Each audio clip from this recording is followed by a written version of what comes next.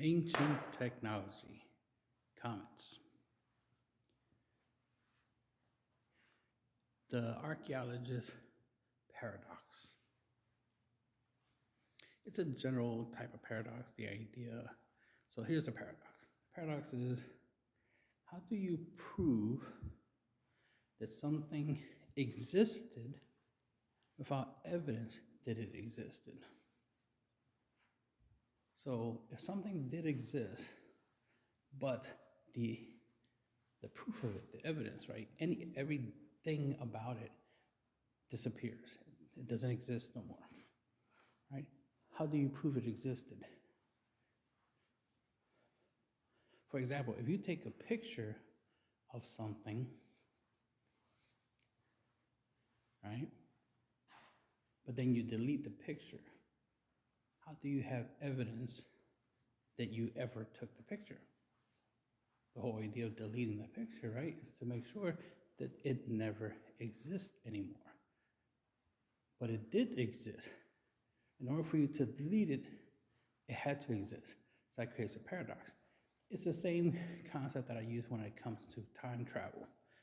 I always explain it to people. The way time travel works is every decision exists at the same time. That means every time you make a decision to turn left, there's a version of you to turn right, because it has to exist. In order for you to make the decision of turning left, the decision of turning right has to also exist. It doesn't like disappear. Like it doesn't not exist. It just means you didn't go that way consciously, per se. You didn't go that way in your timeline. But in the alternate timeline, you did go the opposite direction. Right? So that's the thing. It's the whole two sides of the same coin, right? You can't have good without evil, right? You can't have up without down, right? You can't have right without wrong. You can't have the truth without a lie, right? You can't have facts without fiction. So that goes to the whole Atlantis thing.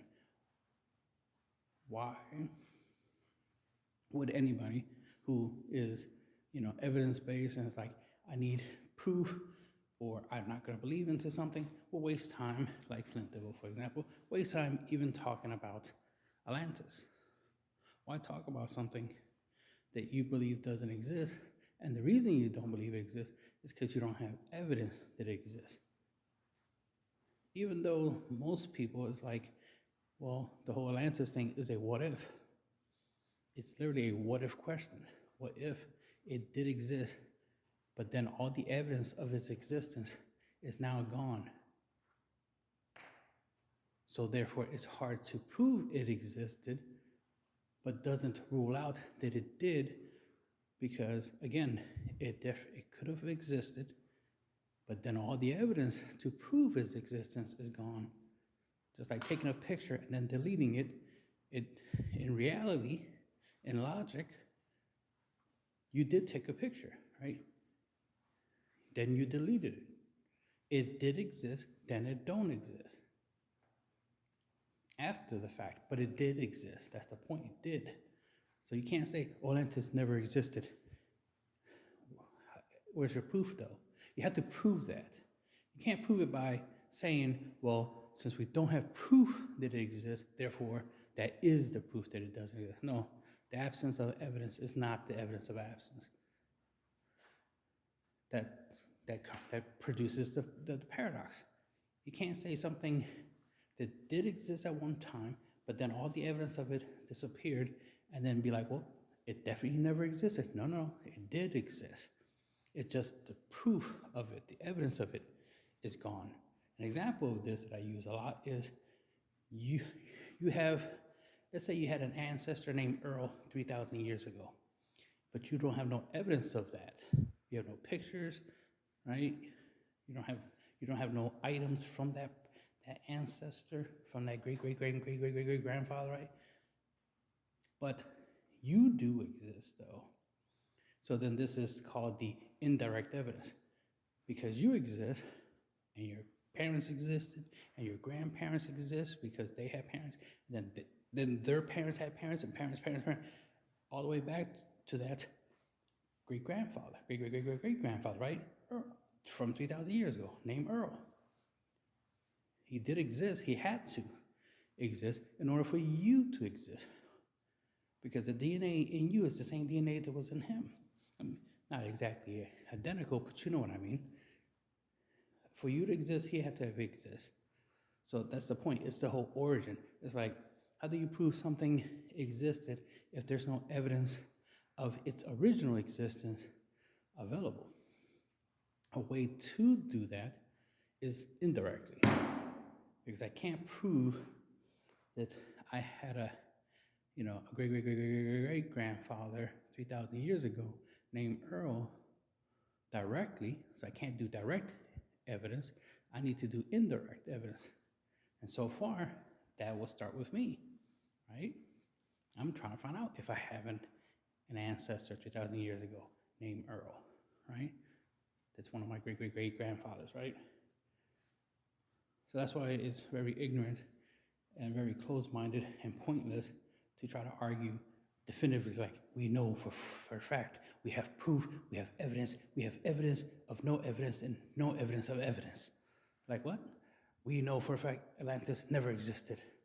No, you believe it doesn't exist because you don't have anything that tells you otherwise, aka you have no evidence of its existence, so you're using that as your evidence that it didn't exist. But like I already said, absence of evidence is not evidence of absence. Just because you don't have evidence of something that used to exist does not mean it never existed. It just means you don't have the evidence. And it'd be very difficult to prove something that did exist, that all the traces of its existence is gone, right? Because we could have had 2 moons, 3 moons, 4 moons on Earth. Like we could have 4 moons that rotate around Earth. But unless we have the evidence, right, according to archaeologists, we have to believe that we only had 1 moon. But there's a possibility we probably had more than one. There's a possibility that the 1 moon we have used to be 4, then they all collide and smash together and smush into 1 moon. We don't know. That's the thing, we don't know because we don't have evidence that that's not the case. We don't have evidence to prove that that never happened, that we didn't have more than 1 moon, because the only evidence we do have is the 1 moon we have, and we use that as our direct evidence that we only have 1 moon. We only ever had 1 moon because of that one direct evidence. But indirectly, we could probably find some evidence that indirectly there was more than 1 moon circling our planet. Right? Someday we might find indirect evidence. If not, then I'll just pose a hypothesis. Maybe we have more than 1 moon in the distant past. It'd be hard to prove that that's not true because, again, absence of evidence is not evidence of absence.